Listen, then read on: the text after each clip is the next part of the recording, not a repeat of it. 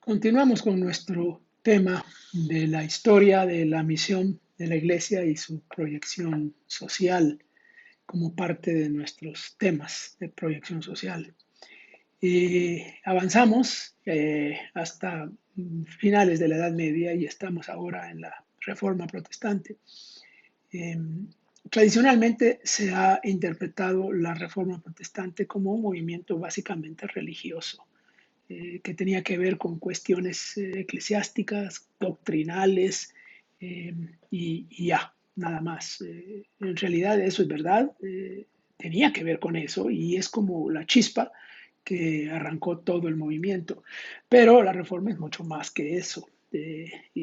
Abarcó prácticamente todas las áreas de la vida de Europa, por lo menos de la Europa del centro y Europa del norte.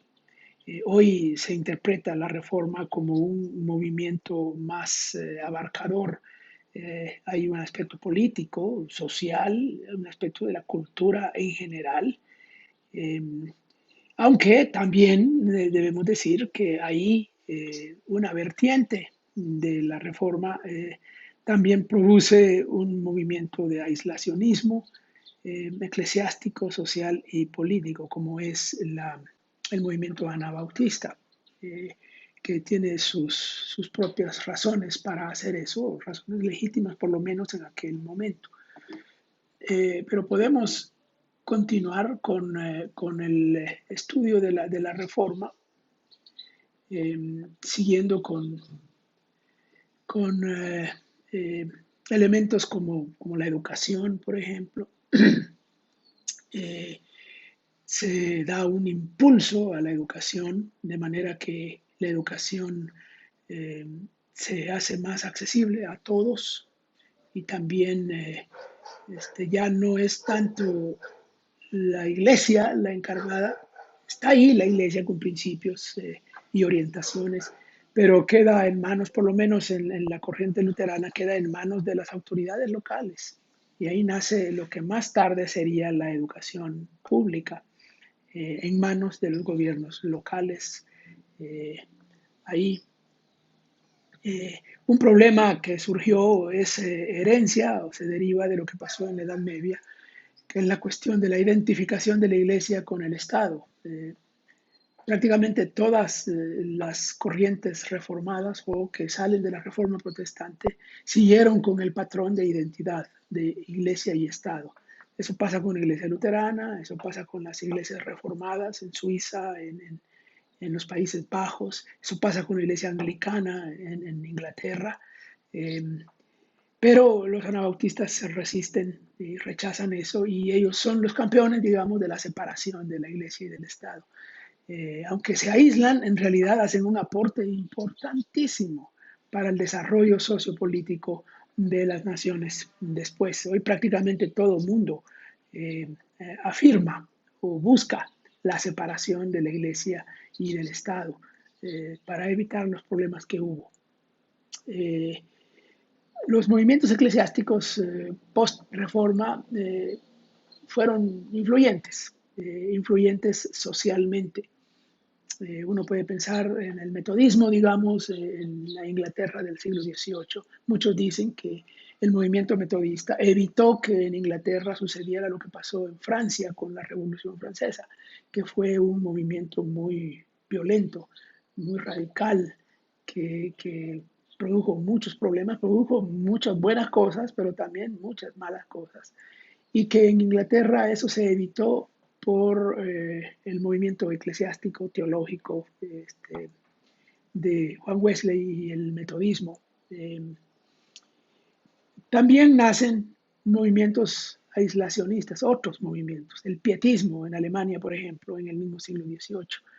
Eh, no nació así el pietismo, nació bien involucrado incluso con elementos de la educación superior, como la fundación de universidades, pero con el tiempo el pietismo se concentró, como su nombre lo dice, en la piedad religiosa, en las actividades muros adentro de la iglesia.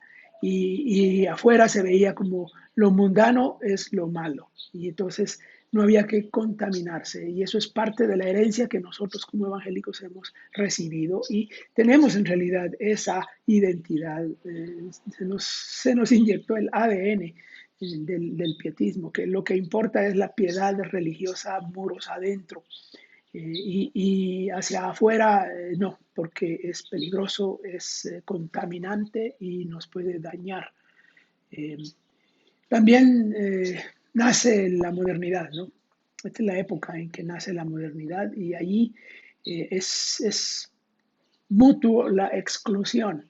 Por un lado, la iglesia se aísla solita y por otro lado, la sociedad y la cultura la aíslan, la van aislando, aislando, al grado de que ya tenemos ahora esa dicotomía tan marcada entre lo secular y lo sagrado. Eso viene de ahí y como que no deben mezclarse para nada. Pero, ¿cuáles son los grandes cambios sociales que se producen en este periodo de la post-reforma, el periodo de la modernidad? Bueno, hay muchísimos cambios sociales influidos por la iglesia directa o indirectamente. El más grande de todos ellos, digo yo, es la abolición de la esclavitud en el Imperio Británico. Y hay todo un movimiento fabuloso ahí de orientación y de fundamento cristiano que es interesante estudiarlo y verlo. La legislación laboral se va desarrollando en esta época también, cuestiones como horarios de trabajo, la cuestión de protección de los niños trabajadores poco a poco, eh, aún la organización de los trabajadores.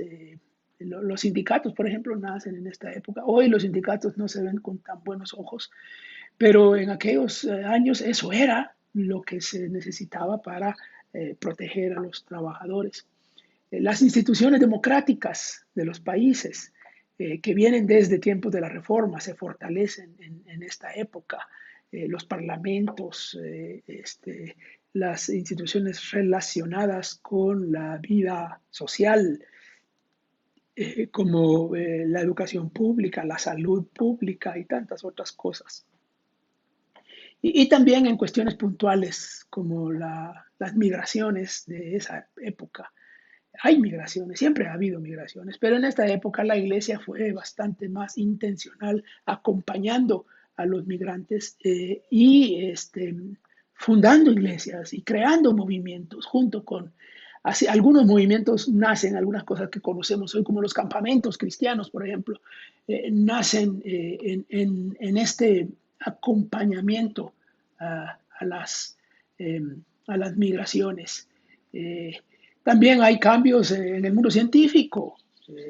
Las ciencias tienen auge en esta época y mucho de la ciencia tiene un fundamento cristiano. Los primeros científicos eran cristianos, ¿no? El estímulo al desarrollo de la ciencia, la traducción de las escrituras, los idiomas de lugares y de pueblos que no tenían escritos, se ponen por escrito.